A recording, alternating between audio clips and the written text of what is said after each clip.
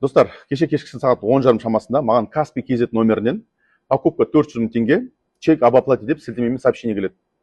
Сол сообщение жабу барысында қолым сілтемеге басылып кетеді, байқамай. Бірақ тоқтатып үлгерем.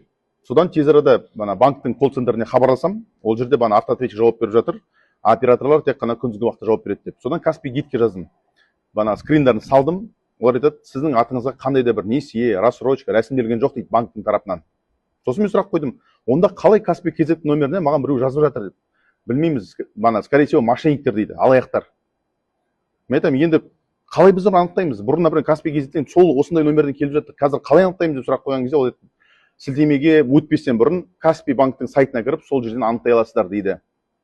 Сол сөйлесіп жатқан кезде маған банктың қауіпсіздік қызметінен хабарласты. Яғни служба безопасности. Сіздің атыңызға қаржылай несие рәсімделу процесі жүріп жатыр дейді. Сіз бе деп сұрақ анықтау барысында сіз бе деп сұрап жатыр. Мен айтамын, мен емес, қазір сол сұрақты талқылап жатырмыз, маған сообщение келді деп. Мошенниктер болу керек деп. Тоқтатыңыз деп сұрадым. Олар айтты, тоқтатылды деп. Алдағы уақытта қандай да бір сілтемеге Каспий KZ атынан келетін болса, өтпеңіз дейді. Таныстарыңызға айтыңыз, бұл сообщениені жойыңыз деп жатыр. Алаяқтар қазір 14-14 емес, Каспий KZ-тің номерінен жіберіп жатыр.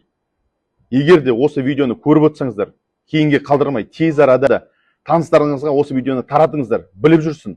Алаяқтардың құрбаны болып қалмайық. Үйдегі қарттарға, балашаға көрсетіңіз. Егер де Каспий KZ-тің атынан қандай да бір хат, сообщение, сілтеме келетін болса, өтпесін. Ескертіңіз, қазір ескертіңіз, достар. Алаяқтар деген жаман жұмыс жасап жатыр. Құрбаны болып қалмайық, ағайын, таратып кетіңіз, біліп жүрсін.